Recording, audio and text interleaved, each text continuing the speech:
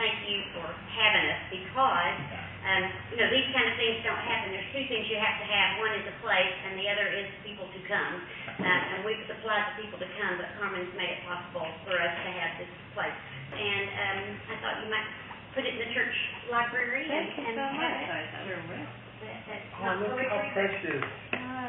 all right, I'm going to pull it Oh, here. Carmen. Well, I'll sort of riff off Tom's sort of how we are here with a poem that I wrote for an open mic in Henderson, and so I'll just go with that. Open mic night. We've all done it, and so here we go. It's hard to say how we end up here, saying, singing, playing, being seen, seeing. Hard to know what draws us together. Guitarists and godmen, pianists and poets, songsters, storytellers, waiters, and those waiting for change to choose them or use them or maybe lose them to stay the way they are.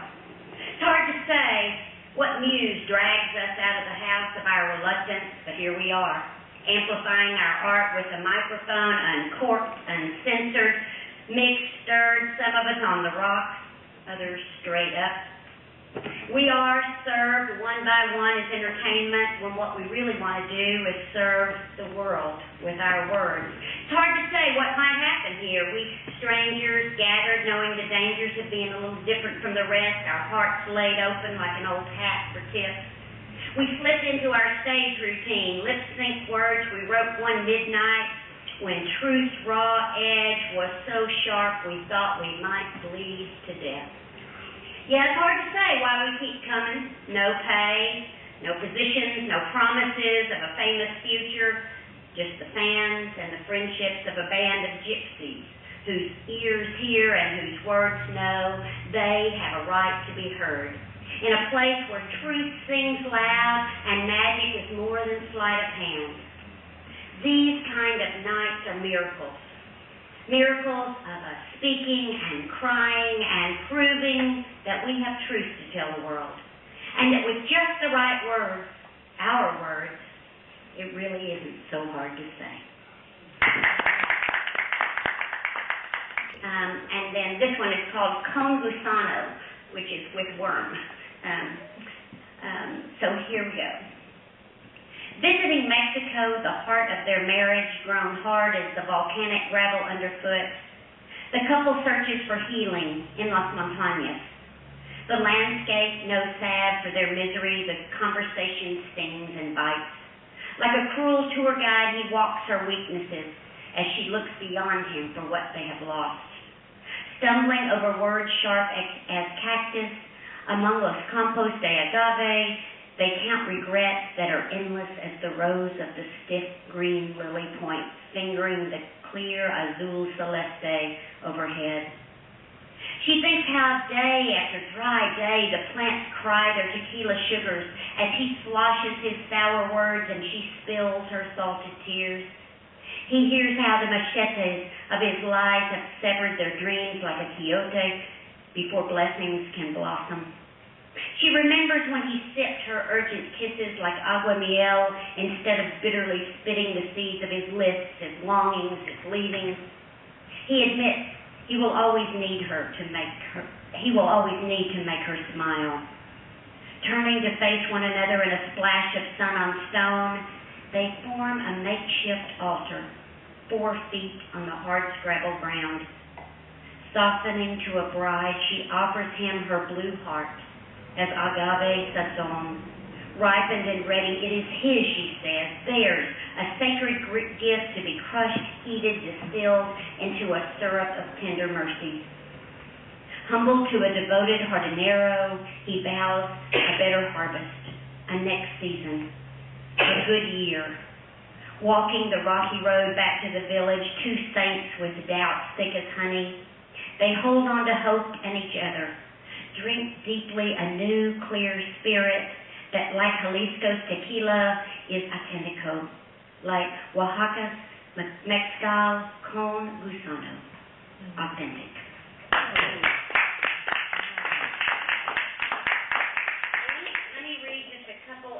note from a girl whose name is Jill McCready Ewell.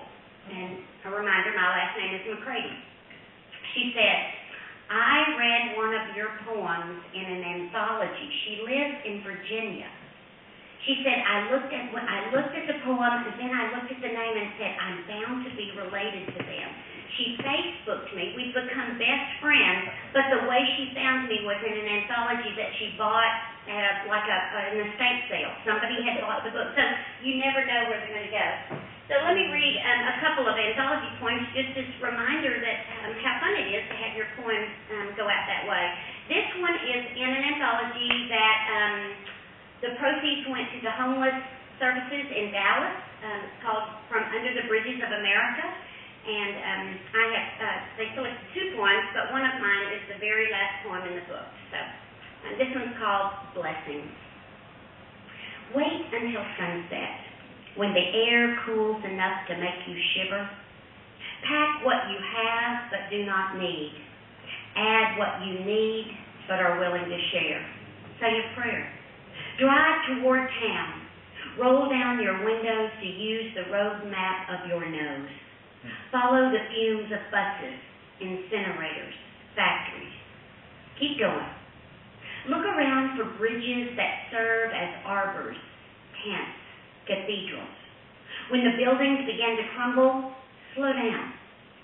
In the dim light, you will see people sheltered by sky and highway. Park your assumptions. Unlock your heart. Take off vanity and put on peace. As you climb the banked incline, traffic screaming overhead, search the holy faces of men and women clutching each other, loners huddled into families of disfavor and friendship. Give out your blessings. Eat a meal. Know that it is sacred. Sit and listen, then listen some more. In their tender and timeless stories, find goodness and mercy you can carry with you all the days of your life as you and they dwell in the house of the Lord forever.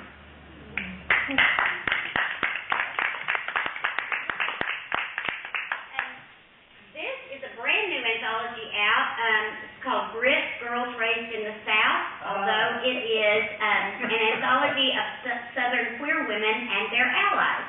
And I'm happy to have two poems in this, and I want to read one of them, which I hope is a pretty universal poem, and it's called Written.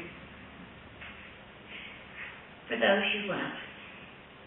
When we are speechless, because life suddenly feels like a novel dropped open to a part that's hard to read and harder to forget, what I want you to savor is the footnote of our silence. The times of not speaking, not needing to, because the illuminated pages of our days together have filled the library of our lettered life with a narrative of loving that is still being written.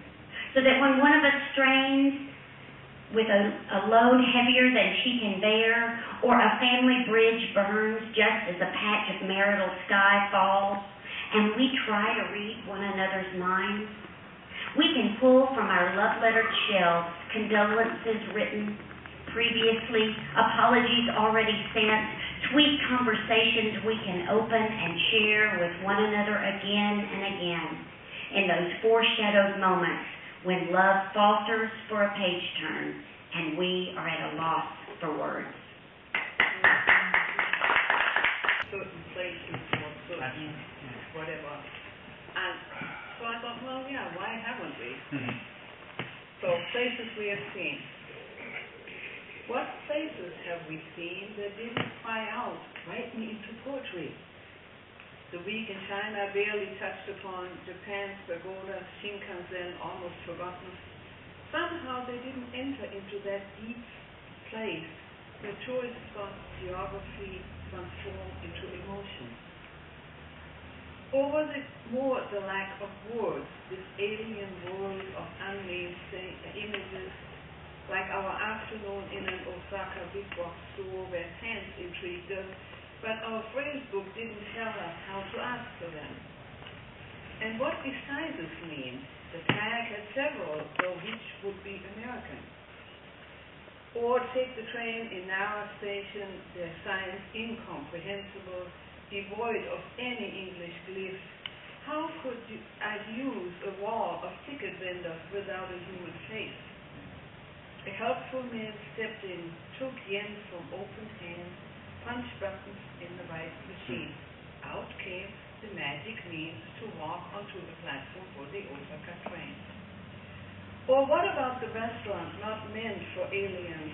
So many platters in the showcase window, their plastic likenesses, though vivid, not resembling what arrives on our plate. At least we could avoid the obviously difficult. But there are other places, inner ones, like Mother's house, no longer relevant.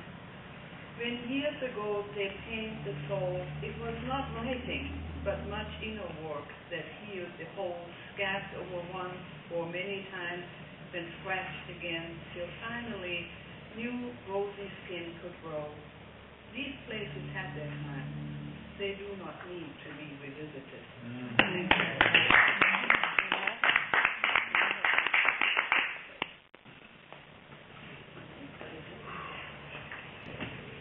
Double check with Odalisa before I barge in. Gonna share something, Odalisa? I'll do another straight line haiku. Okay. We're listening. It was inspired by an article I read today in the UPI.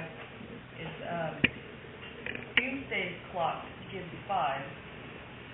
We have been as close as 2, minute by minute. Wow. All right, keep writing, okay? Promise me? I can't help it. That's right. People, I might learn to tweet. I was hoping y'all would notice my folder tonight. Oh, yeah. That's the newest face in the family. My niece Julie, John and Julie Muley have another daughter. They had twins. They have 2 boys. Boom, along came Abigail. And she is 3 months old now. What a cutie. Just the sweetest. Kind of looks The like whole you without family. glasses. She looks like you The without whole glasses. Always looks like this. Smiles are inborn. Uh-huh. Anyway, had to introduce Abby to you. She's a sweetheart. And there's quite a few people here that are not on my mailing list for annual publication done by the Fire Signs called the Yearly News. Now this tries to convey highlights of the year in somewhat of a newspapery format. It's the best we can muster with photos and whatnot. But there's a story in this one that I wanted to share tonight because a little confession is good for the soul. I think Carmen knows what I'm talking about here. Mm-hmm. It's a true story, but and I brought as proof. I brought this lovely photograph, which I'll pass around in a minute, but don't want to spoil anything that's coming. It happened mid-year, and I write. I'm jumping into this article because the other part of it is Grand Canyon ramblings, but so I know you're not going to believe the story, but I'll jump right into it anyway. On May 31st, I got a call regarding the availability of free tickets, admitting privileges, to a George Strait concert happening the very next day in San Antonio's Alamo Dome. How would you and John like to join Ryan in his date, is what our friend Gene Elders said. Gene has been George Strait's violin man for years, make that decades. It would be a treat just to hear him play. But I had a schedule conflict.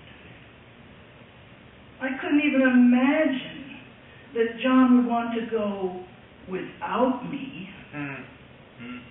And never in a million years did I think he'd want to tag along on one of Ryan's dates. So I regretfully turned those tickets down. My schedule conflict involved a poetry reading, one that I had committed to feature in long before this opportunity arose. As word spread through John's office about what I had just done, reactions were incredulous and harsh. Mm-hmm. She gave up free George Strait concert tickets for a poetry reading? Oh my God, John, ditch the bitch. There's not a judge in the state of Texas that wouldn't grant a quickie divorce over something like this. Only after the fact did I learn that the concert tickets came with 2 free backstage passes as well. Oh. I could have kicked myself all the way to the Grand Canyon and back. Oh boy. Instead, I neatly framed those cowboy rides away passes and gave them to John as a Father's Day gift, which he put on display at his office. There you go. This is not the original. This is a picture of what I framed. Yeah. But yeah, look at this, and I'll Definitely. get to the end here. Looks like a Pretty picture. quick. So, okay, he puts those new framed passes Right. on display at his office, and people start coming into his office and seeing that display there, and it, Oh my God, the real thing. you must really love her, they say as they walk away from that display, shaking their heads in disbelief. I end with, it's not just wishing that makes it so.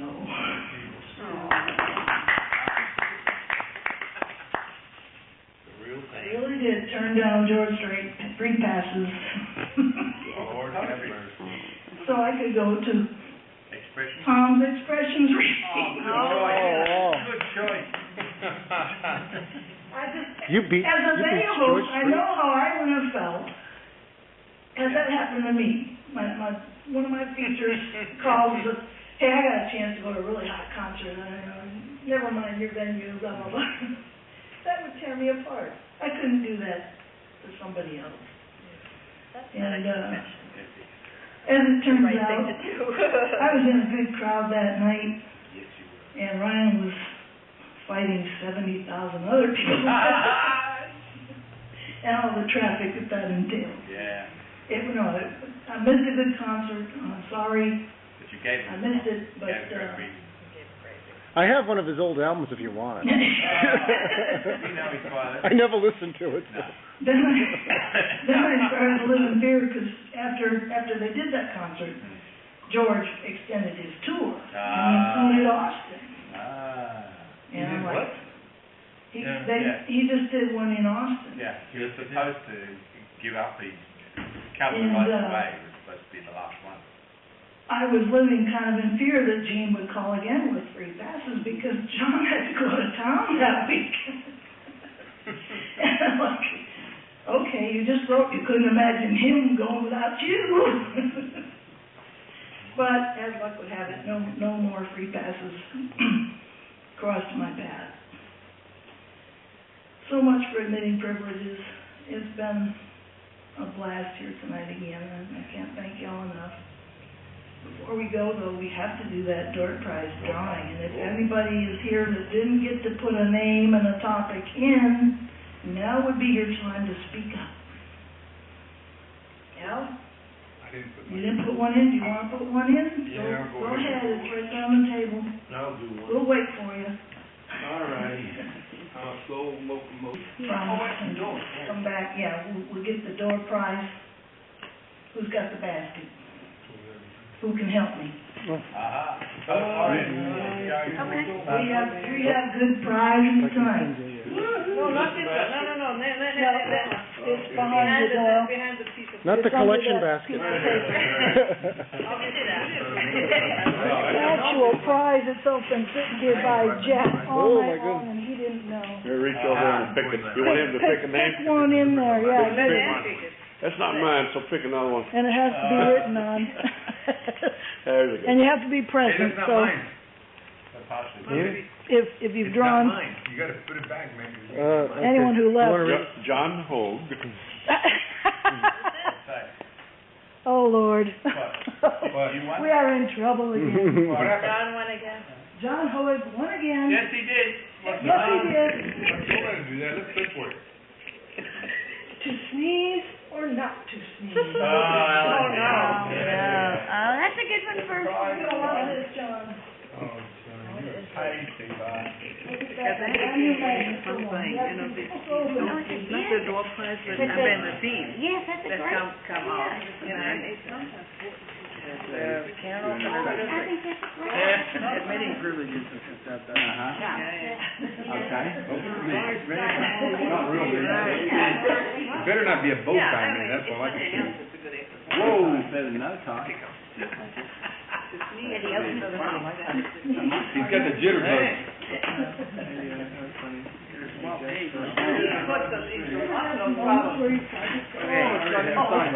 Many.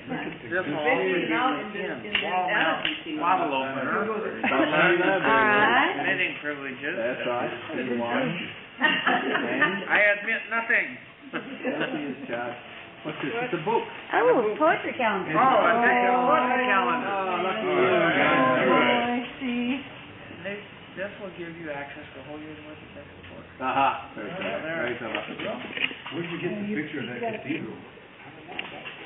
I'm trying, it's on the inside, I'm trying to remember who took it, it might have been Laura Guerrero. I think it is, Is it Laura Guerrero? No, it's Cindy Heiser. Cindy Heiser, that's right, yeah. Where is that? Oh, yeah, it's one of the, On the trail of missions. Yeah, that's More postcards or anything you brought. a shorter one. Go, Carmen, go.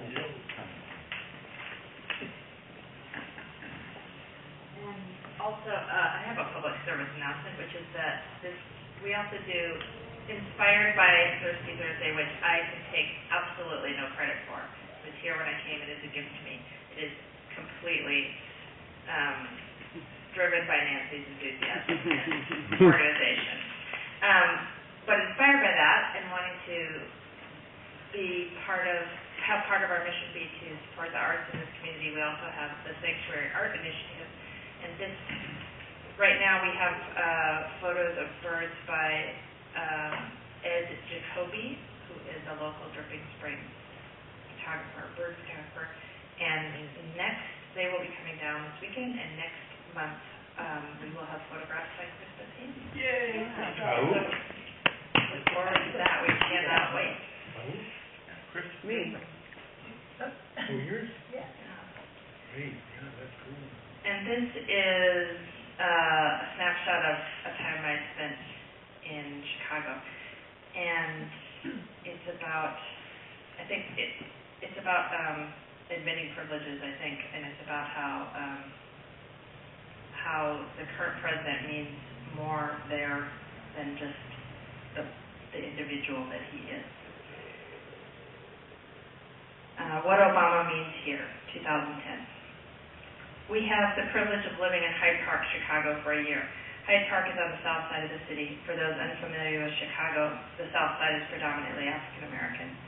There are pockets of diversity like this one, but a lot of black people live in this vast area on this side of downtown. Today we went to a Martin Luther King Day celebration at the DeSable Museum of African American History in our neighborhood. It was packed and hopping. In one auditorium, a very small little boy stood up and recited part of a Dr. King speech.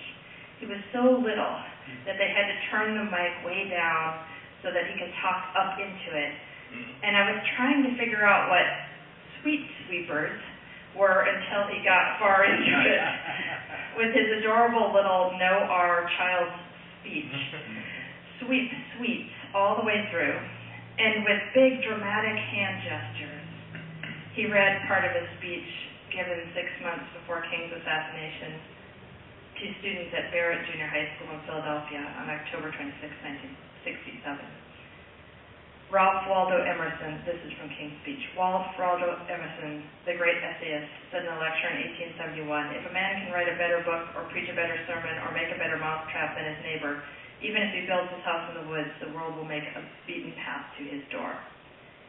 This hasn't always been true, but it will become increasingly true, and so I would urge you to study hard, to burn the midnight oil, and when you discover that what your life will be, set out to do it as if God Almighty called you at this particular moment in history to do it. Don't just set out to do a good job. Set out to do such a good job that the living, the dead, or the unborn couldn't do it any better.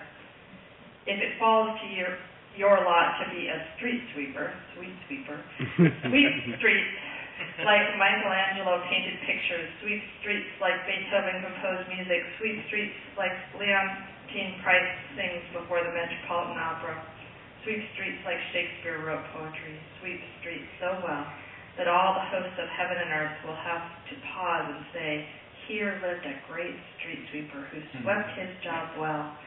If you can't be the pine at the top of the hill, be a shrub in the valley, but be the best little shrub on the side of the hill.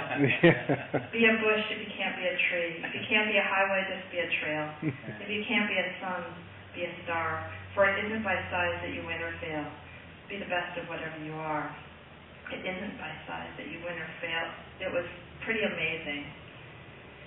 This tiny little dreadlocked boy, and when he had finished saying this by heart, mostly young African-American families, everyone obviously very pleased with this little guy, all together, spontaneously chanted something that they clearly all knew and we did not. And this is what they said. Rosa sat. Martin walked. Obama ran so our children could fly. Oh. And I thought that I should write that down and remember it as part of my sojourn here. Yeah.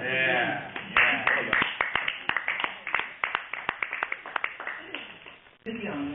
Yeah. Let's hear from David again, please.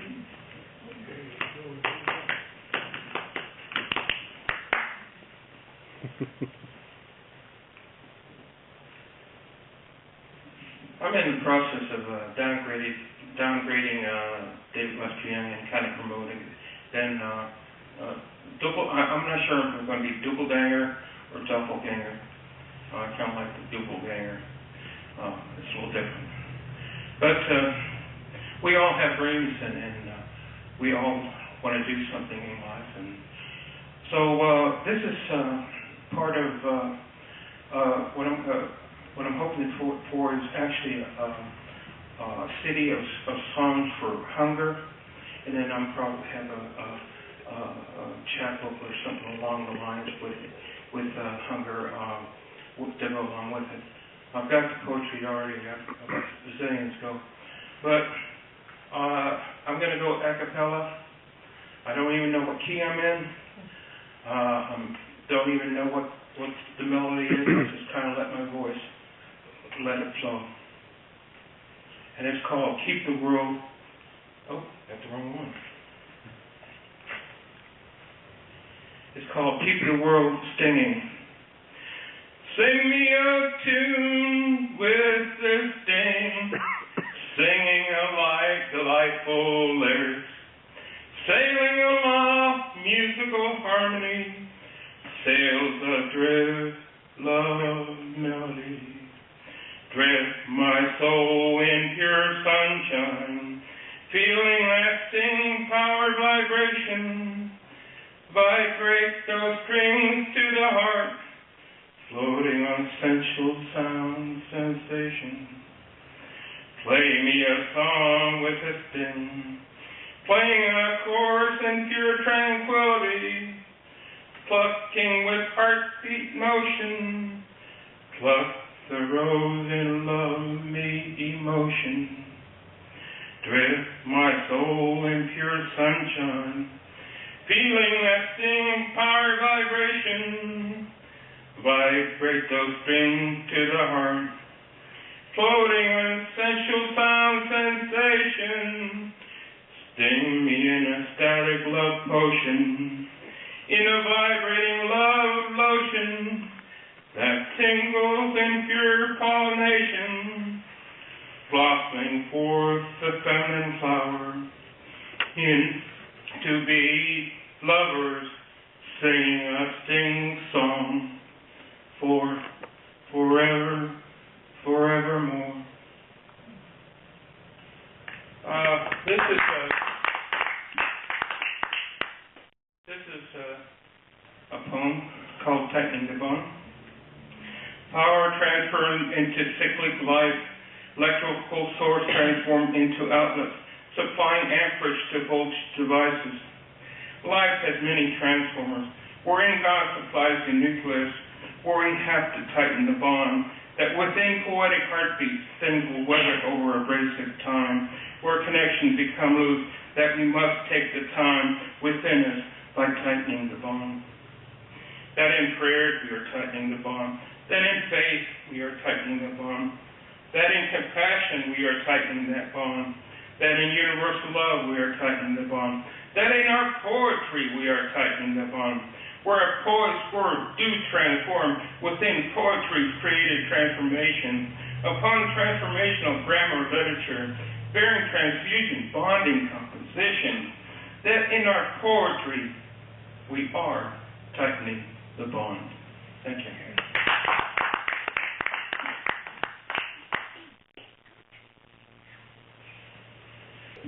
Of course, at a Pentecostal service, it goes something like this. 1, 2, 3. If God gives me grace to run this race, I'll see my Savior face to face. Yeah, I'm going up yonder, going up yonder. I'm going up yonder to be with my Lord. I can take the pain, the comfort that it brings me, the comfort in knowing I'll soon be there. Yeah, yeah. I'm going up yonder, going up yonder. I'm going up yonder to be with my Lord. Yeah, yeah. I'm going up yonder. There'll be no more sorrow. I'm going up yonder to be with my Lord. Yeah, yeah, yeah.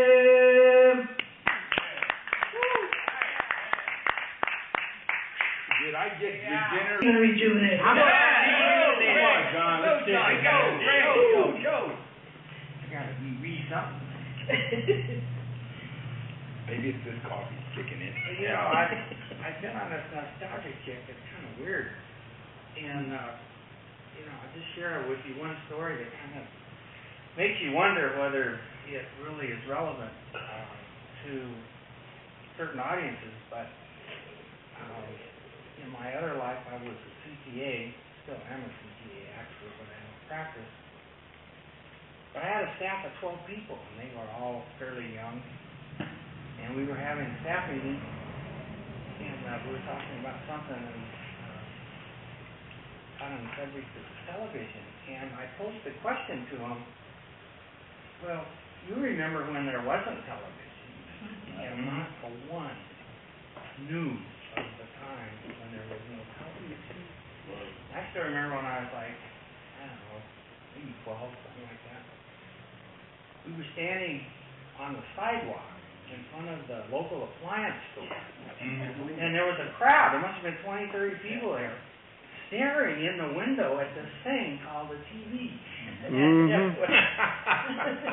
okay, so they didn't remember. Well, here's the top of my poem, Radio Days Part 2.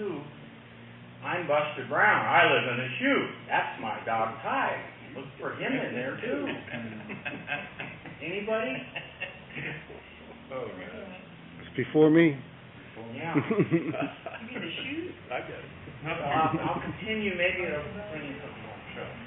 Was Smiling Ed McConnell, he was the Buster Brown show, was Smiling Ed McConnell really that jovial? Could anyone be? And what about Buster Brown? Living in a shoe those many years couldn't have been much fun, especially sharing that rather small space with your dog. Of course, not to be overlooked was Froggy the Gremlin, regularly invited to plunk his magic clanger. Froggy guaranteed all the kids a flight of hysteria with his mischievous pranks. Looking back, there is much to question about those old kids' radio shows. At the time, however, we were true believers. Buster and Tide were bigger than life. And every Saturday morning, Smilin' Ed was there to see that we had a grand old time, vicariously enjoying their misadventures. Such were the days of radio back then. There was something for everyone. Breaking news and commentary, live sporting events, daytime soaps, family-oriented comedies, suspense thrillers, and of course, that generous Saturday morning helping of kids programming, all interwoven with a steady stream of the latest hit parade chart toppers. Today, radio is radically different, and to me seems largely irrelevant. With the exception of PBS, programming consists of about equal parts of bad music, inane talk shows, and mind-numbing advertising. Anyone who owns an iPad or similar device most likely doesn't get overwrought about this because they have a convenient alternative source of custom programming. The rest of us just muddle along, mostly enveloped in serene silence, unless we happen to sidle up to a stoplight where the car in the next lane is pulsating to the bass rhythms emanating from a set of speakers that could rock the Astrodome. Who cares anyway? Probably very few. So, let's just leave Meet Corliss Archer, Father Knows Best, Terry and the Pirates, Jack Benny Show, Inner Sanctum, and so many others safely tucked away in Fibber McGee's closet. If you are one of those who do care, you'll have to console yourself with some hip-hop or rap, or maybe a catchy Mexican narco corrido. For now, as Lowell Thomas used to say, so long till tomorrow. Yeah.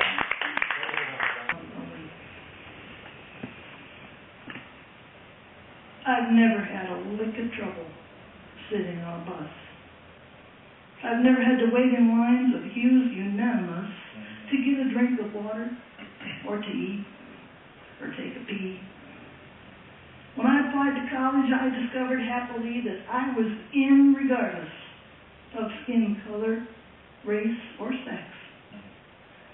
Since then, I've been admitted, at times in ways that do perplex, to a host of orgs, societies, and groups of my own choosing. The Get Out Free Pass is the next one I'll be using.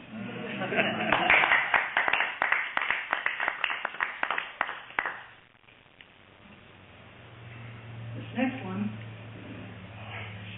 fits the admitting privileges theme because it has to do with adopting animals, adopting pets.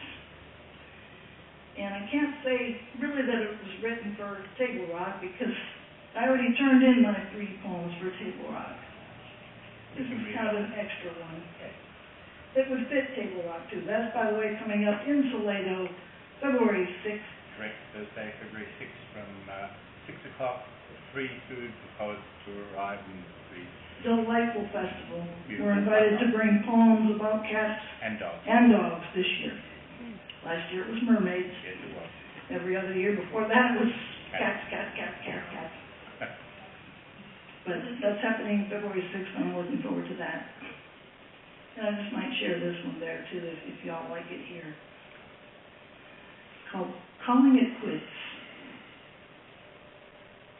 Please don't show me one more picture of a puppy plagued with charm. Please don't try to twist my thoughts the way you always twist my arm. We've been down this road before, dear. You are now quite skilled at pleading. but each yes from me has proven I'll get stuck with every feeding. Midnight walks and carpet scrubbing, you're forgetting all the trouble. And you know, I hate to be the one to always burst your bubble, but that critter will need training by a boss that never quits. He'll need baths and shots and haircuts, which are sure to give me fits. If he chews the sofa cushions or does bad stuff, I will blame him. Still, you say, I want this dog. Okay, what then shall we name him?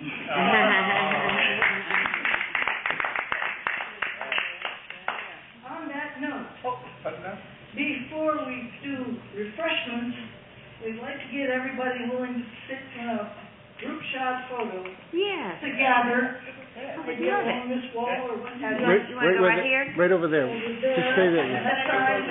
You don't have any snippets of that you'd like to share, or? No, actually, I wanted to, Anne reminded me of something that I did just this afternoon.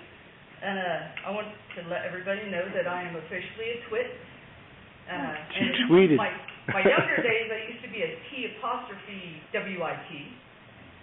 Okay, now I'm a twit because I have been exploring the world of Twitter. I knew it. On every day. I knew it. We'll link up. I tweeted just today this haiku. I started a thing called straight line haiku because Twitter will only let you do 140 characters and discussing blah blah.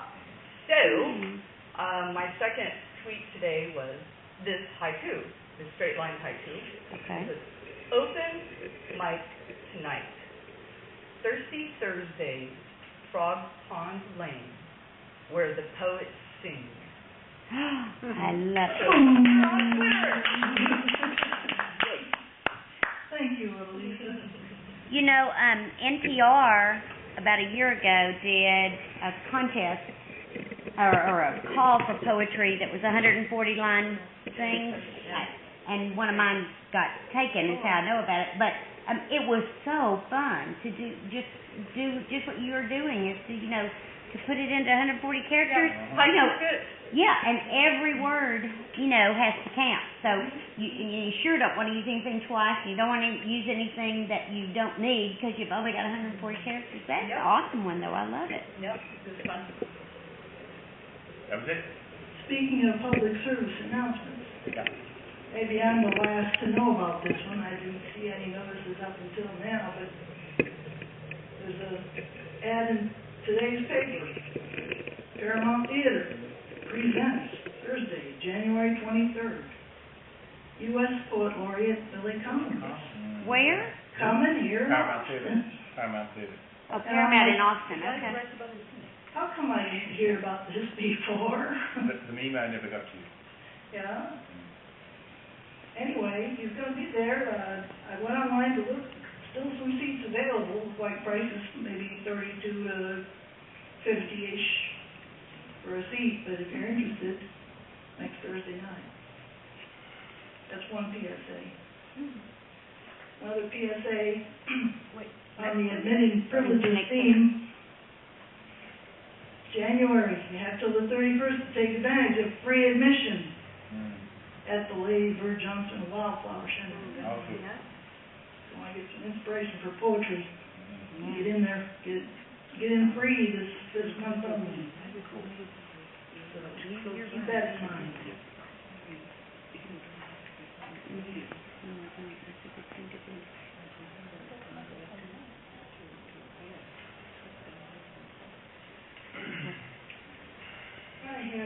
I'll do two poems here that I think fit the admitting privileges theme. One is titled Admitting Privileges. And I'm not even a poet laureate wannabe, I'm just a poet wannabe. You need a better PR person. Pastor laureate, preacher laureate. Negates the possibility of enoughness, and therefore creates a certain neverness that kills all joy. There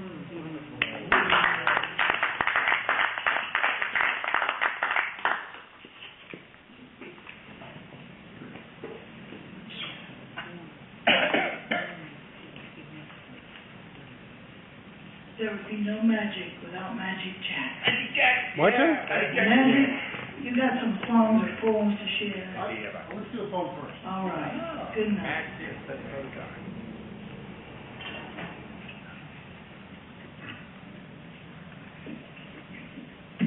I'm not a laureate of anything, by the way. Driving. I'm just a striver. Driver.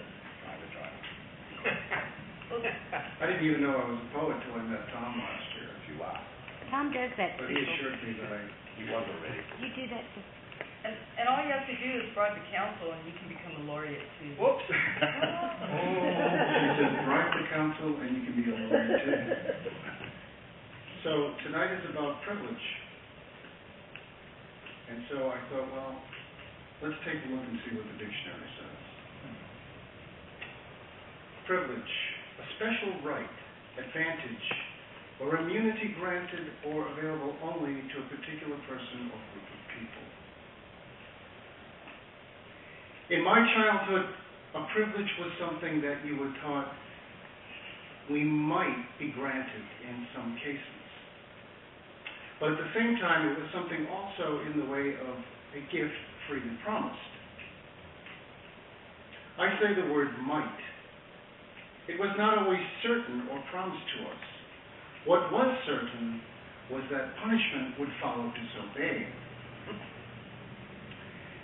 But free privileges were there for the having if we are awakened to them. It was through the grace of our Creator that we had blessings bestowed on us. We were expected to nurture our hearts and our minds and our souls in return for these blessings. Blessings were first and foremost free gifts, a privilege for us to be the recipients. Privilege was what we were expected to feel in response to these blessings.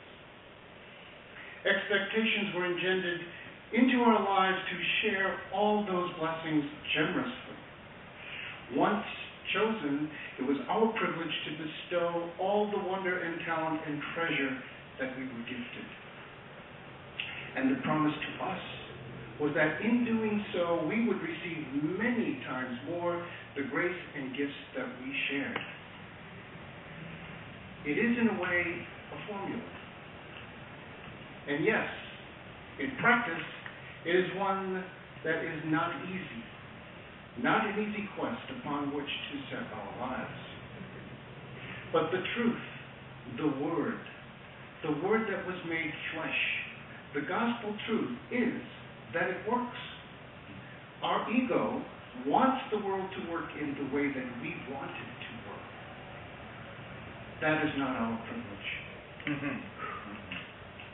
Our privilege is to be invited into the dance of life, to sing in it, to walk in it, to bring ourselves to it fully. The world is full of greatness and light. It is our world. It is our privilege to live within it and to savor it completely. We should all and each of us bestow that privilege to ourselves each moment. More importantly, to bestow that privilege to everyone who comes into our lives. Is that not even the greater privilege? Thank you.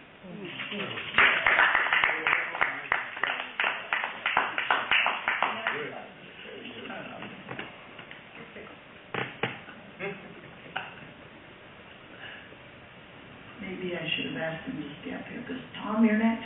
What is? Tom, like that. You sorry. And Hey, I let me love just having on you. I've always loved the incredible positivity of your work, not just the words, but the actual your life and that. And Carmen, thank you so much for allowing us to play in your pasture. And Nancy, thank you for being here. Really. So, and Odelisa sings in the church choir. So it's a secret I'm laying it, so it's dedicated to all of you. Habitually speaking, I pray you understand how meditation and contemplation changes every woman and man, and how prayers, chants, and hymns change our consciousness, especially when employed at the very core of us. Reassuring each church choir as in a tribal way you sway to the rhythms inherent in the play of sounds and musics combined on Sunday. To reaffirm beliefs in which you wish to stay, different lyrics might produce a Beyonce, Madonna Cohen or Lady Gaga type play, Britney Spears or some rock goddess on Party. In this, words have power and song has liberation, combined for sacredness in special situations. When we combine our voices, our choices multiply. Harmony is power ours. Watch those great notes fly. Thank you for admitting the privilege. Selassie and Shariah. Do you remember Malala? Shot for wanting education for half the human race. Do you recall Van Gogh, that Amsterdam filmmaker, stabbed for depicting images of the prophet? Buddhists of Bamiyan were art in stone, yet religion destroyed all of them. Fatwas were issued against Salman Rushdie for writing those satanic verses. No, this poet is for free speech and freedom of assembly is not religious wishes. Only their own karma for anti-life actions against art, music, poetry, life, and human beings. We are Luddites Anonymous. Lurk inside all of us, apart from new modellitis, apart from phone bugitis, apart from gotta habititis. My AAA tow truck driver has an iPad, computer, GPS, and several phones. Each truck a mobile internet call base without which we would have no service. With or without brain cancer, each of us adapts to new tech life. Barely remembering days of conversation, calls, public phone boxes, and silences. By the way, does anyone remember silence?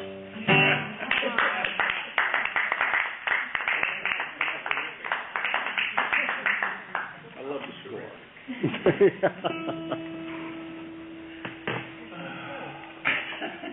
We never know what we're gonna do. Joe Ballard, Yes. please come share some. Well, I did not, when I got the note on what the topic was, Yeah. I wrote for admissions to come in here again, and they were granted. Well, I appreciate that. You know, I have a special thank you, because the first time I really got into poetry, I was, you've known I was on the speaker circuit for many years, but I got up to read my poem in public, and I choked. That woman right here pushed me right on out there, and it made me go on. I'm always grateful. This is, it's been a long time getting back, and I'm glad to be here.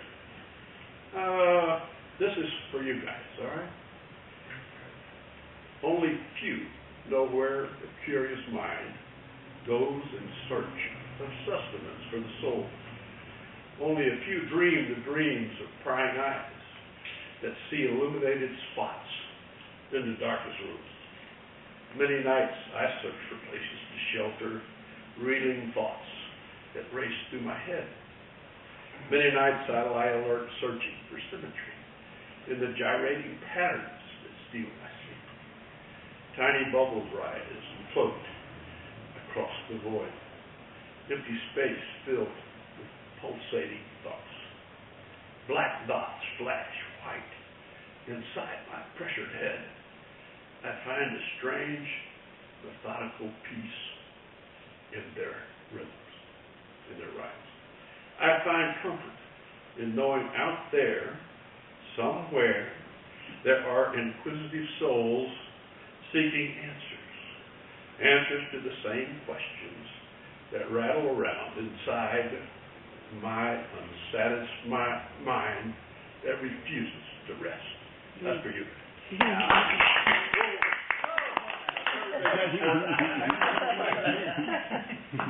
I'm afraid to pull it up right height. All right.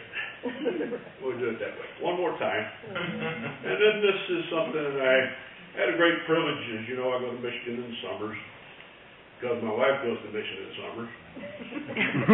But we lived in Marshall, Michigan when I lived in Michigan.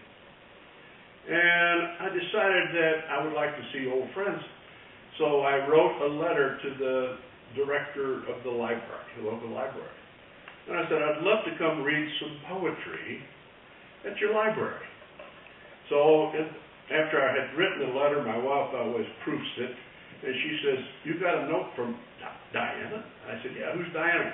She says, "That's my cousin." So I got invited to speak to the library. And all of a sudden, man, I was on the second page of the area newspaper, and all of the local newspapers covered the fact that I was back in Marshall to read poetry.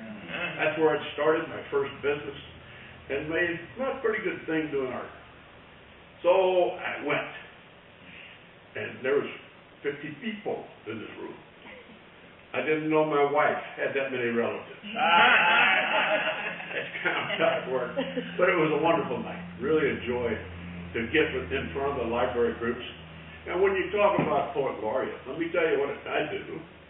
And I put this responsibility together. I try to get poetry in the high school, surprises. I go to the high school and talk about poetry. And I'm always amazed that I go to talk to the book club.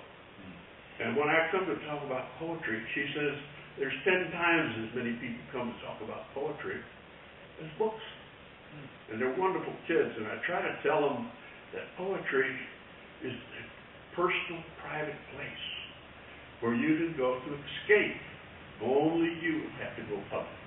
But my rule is, for every poem of heavy weight you write, you must write one of happiness.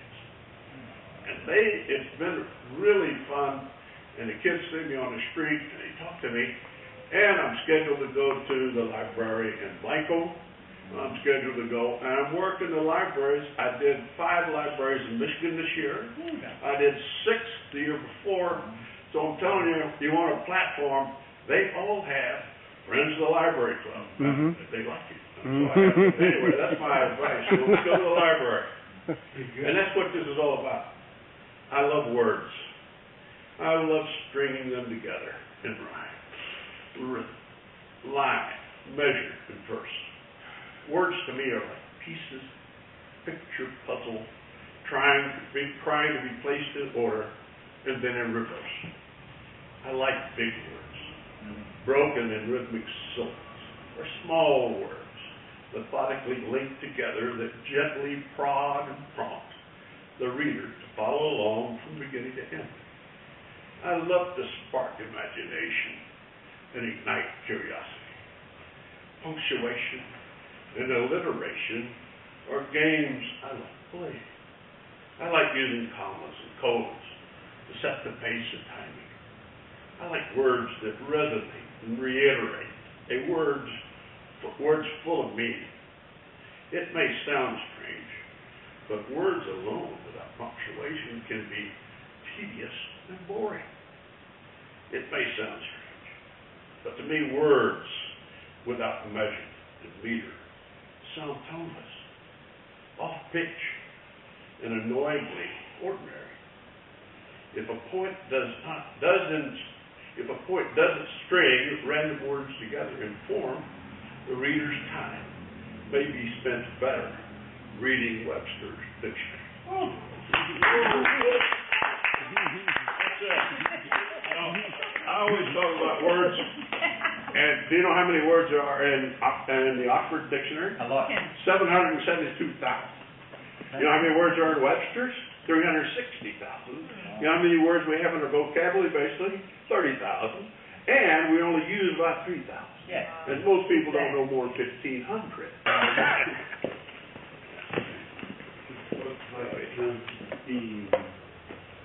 So, a poem called Less Than Less. Less than less. More.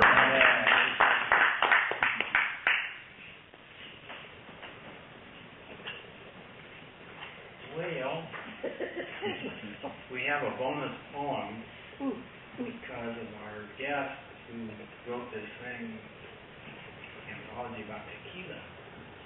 Just kind of have a tequila. Tequila, as you know, is distilled from the fermented juice of the Central American century plant, agave tequila. Here in the hill country, tequila is king.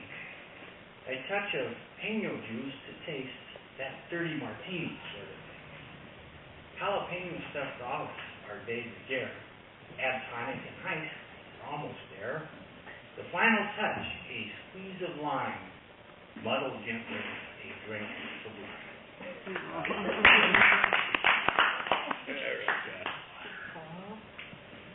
There probably are as many poems about tequila as there are varieties. But to turn the clock back a little bit, I don't know, I think the older you get, and I'm getting really old. No, you're not, John. You think you're getting old. And don't say, how old are you? How old are you? Yeah, right. It seems like you keep reaching further and further back into your childhood. So this is one of those examples. This is entitled The Secret Decoder Ring. We all had them, every kid on the block. All it took were 2 cereal pops, and it was yours. An official Crime Stopper secret decoder ring. Bad guys and spy guys knew to beware. No secrets hidden from these intrepid agents. Not when you had a secret decoder ring. In a simpler day, when our time was filled mostly with whatever your imagination could conjure up, we stood prepared to thwart crime at every turn, ever vigilant for the evil lurking around every corner. One could put their trust in the secret decoder ring. Okay, one more trip back.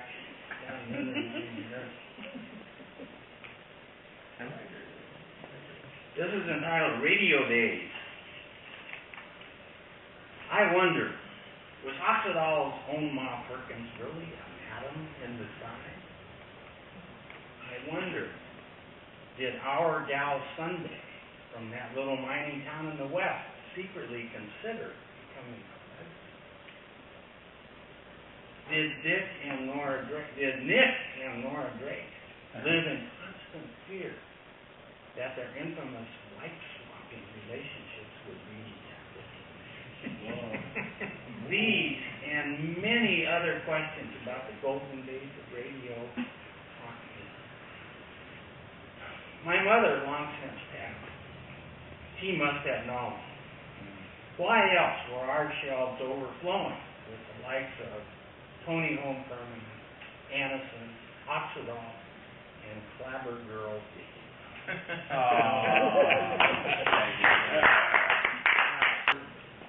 AIDS doctor. I spent quite a bit of time working in HIV/AIDS before this half of my life. So,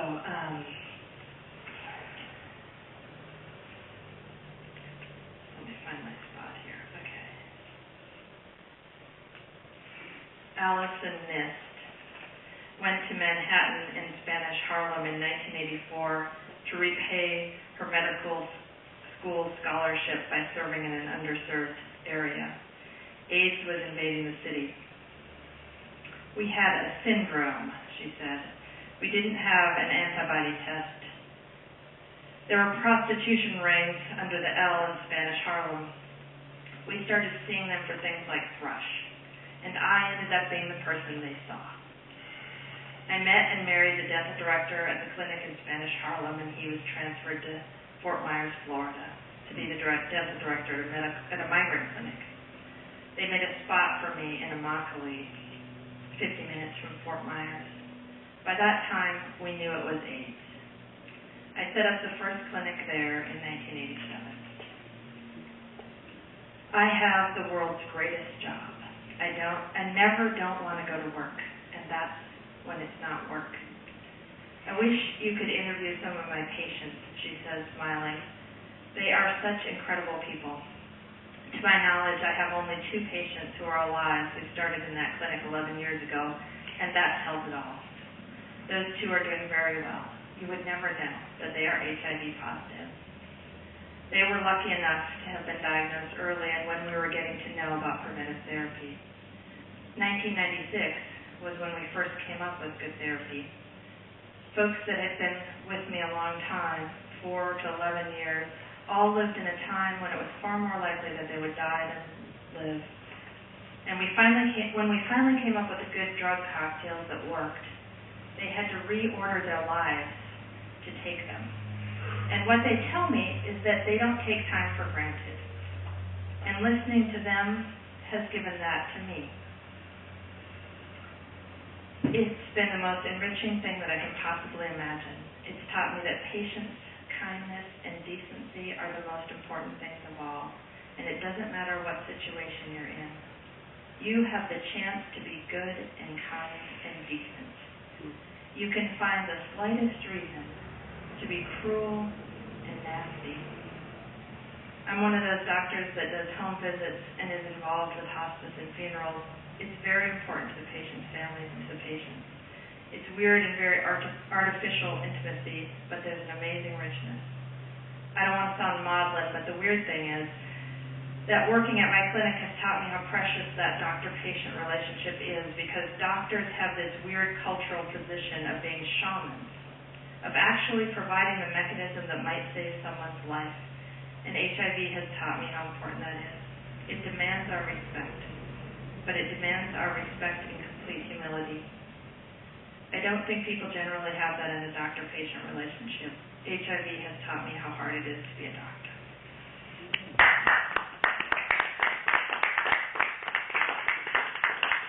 Book. This one was put out by Dos Gatos Press just last April.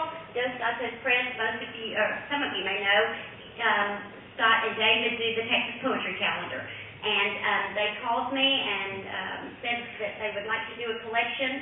And so I had the very interesting, for those of you who put together books or dream putting together books, that first book that I did for Poetry Society of Texas, because it was a contest, you just send it in, and however it is, if it wins, they publish it.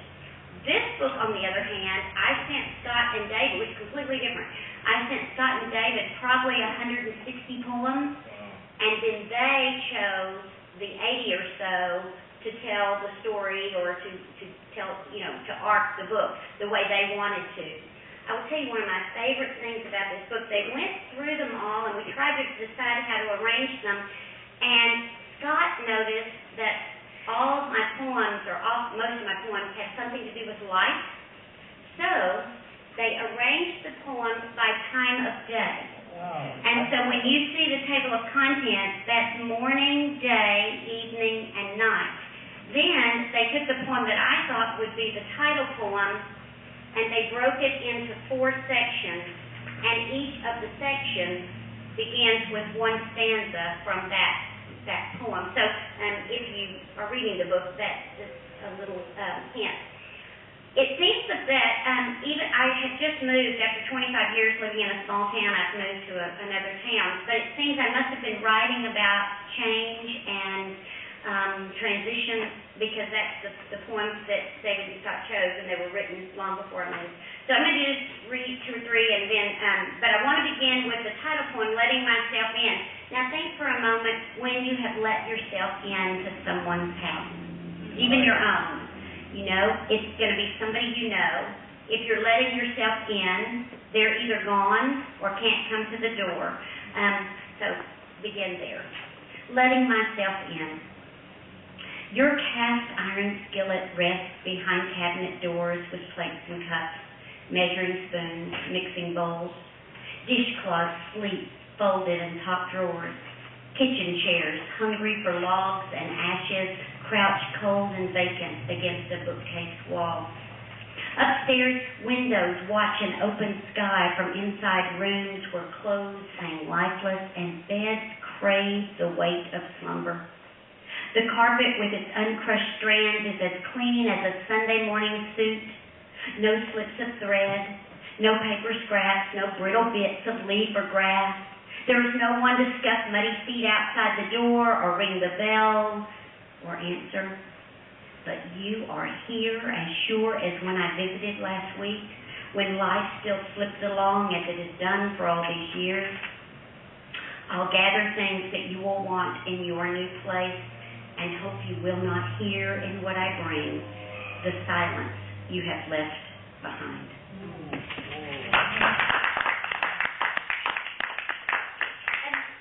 As I wrote about change, it occurred to me that sometimes change happens to you, and sometimes we choose change, and sometimes we don't realize we chose it. So this one is called Ambitions.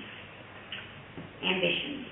They rouse us from the soft posture of contented sleep. Before we know why, we rise, stumble, shove our feet into shoes, hurry towards our hungers, a new job, another degree, a run for office, successful children, a move to the country, the city, the coast, a puppy, a lover, an afterlife. Oh, in our scrambling for more and more, what we leave, our patchwork memories and deep beliefs, the bodies whose embrace has held us night after night, spooning our dreams. And then one morning, exhausted by our covetous lives, we see it is less, not more, that we need. We can go back to bed, but how will we ever go back to sleep?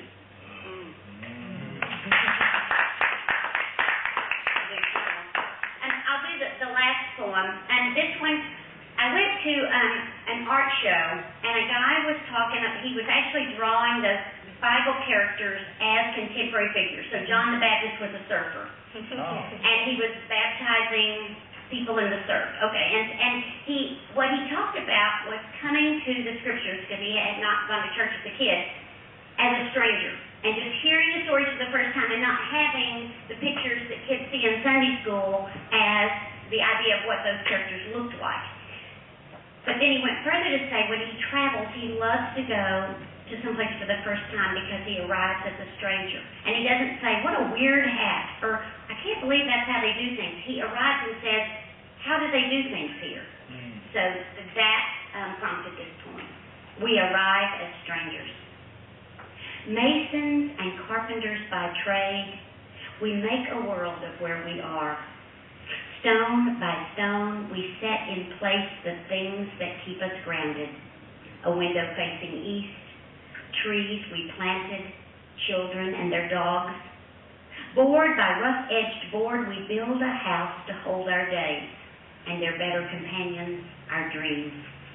A place big enough for abundance and small enough to insist we keep only what matters. As years add to years, we furnish those love-warm rooms with stories, heirlooms we polish with holiday retellings and late-night revisions. And once in a while, when the earth shifts, we throw open the front door, load our stones and boards and stories, and head out into the world to find the next place that needs someone to call it home.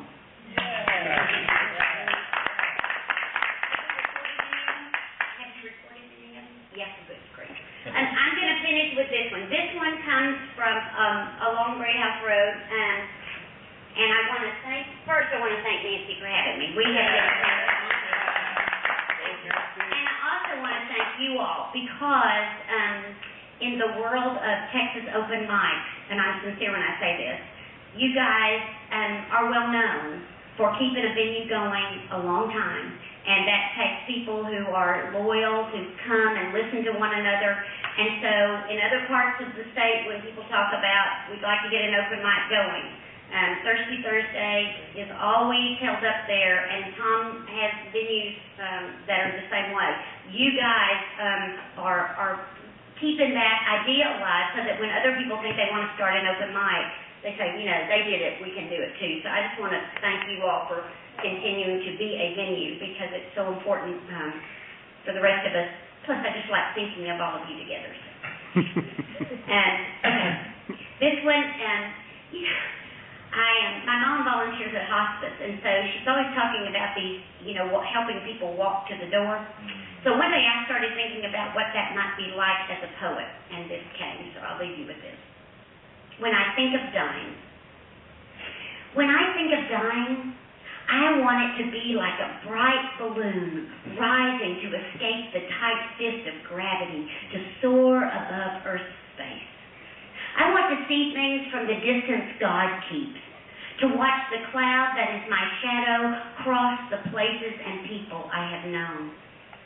I want death to be a gentle falling away, a release from my white-knuckled grip on the ladder of one more day, a moment of throwing my hands out, my head back in joyous free fall. I want my ending to be a drifting off to sleep, the lamplight of love illuminating the pages of all the faces I have kissed, the pillows of every good day gathered warm around me. I want to hang on to kindness and virtue until the very last second, to let my heart be carefully unwrapped as I close my eyes, giving in to the weight of one more poem, one more strophe, one more phrase, one masterful last line that explains everything.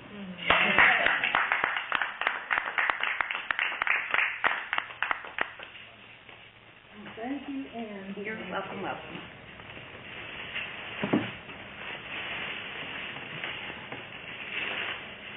point out the serendipity moment here. That theme was suggested by John in November for admitting privileges. And then I realized, Anne McCrane's coming. Her new book is Letting Myself In. What a great time. Anyway, I'm really glad she came. I'm glad everybody came tonight. Wow. We have titles galore in this room. Oh, Lisa, Poet Laureate of Wimberley. Yep. Paul Keller is Poet Laureate of River Springs. Yeah, there he is. Nathan Brown is Poet Laureate from Oklahoma. There he is. Soon to take over Texas, I'm sure. It's going to be a war. Hey, he's coming to Wimberley. Yeah, he's in Wimberley. Uh-oh. Arm wrestle. And then there's all those laureate wannabes.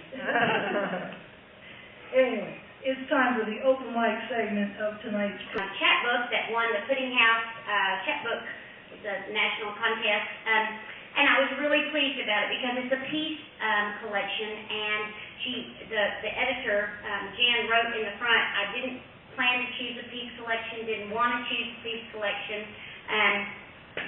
but this is what won, and I was so happy for these poems to appear together, and so let me read you Water Walk, a poem that is some of my favorite poetry is a snapshot, a moment, and so this is one of those. It's called Water Walk. The first spray of sunlight dances in the dust of Tanzanian morning air, warmed by whispers and worries. In the distance there's the shuffle of bare feet and cotton skirts of women in sun-washed skin, walking with empty jars balanced atop their heads. Each day a distant stone-lined cistern draws them along the road. They are a rope of human knots following a dry creek bed, marking the distance life has gone to leave them. The only water trapped in the stiff leaves of the flat-headed acacias and the high, shapeless clouds. Moaning an old, low song, the women make their migration, shadowing the drought to its edge, to what little is left when there is not enough rain for the hard hunger of the brittle ground. Bending to slow puddles, they fill jugs with muddy slush, then heave it onto their heads and call it a blessing.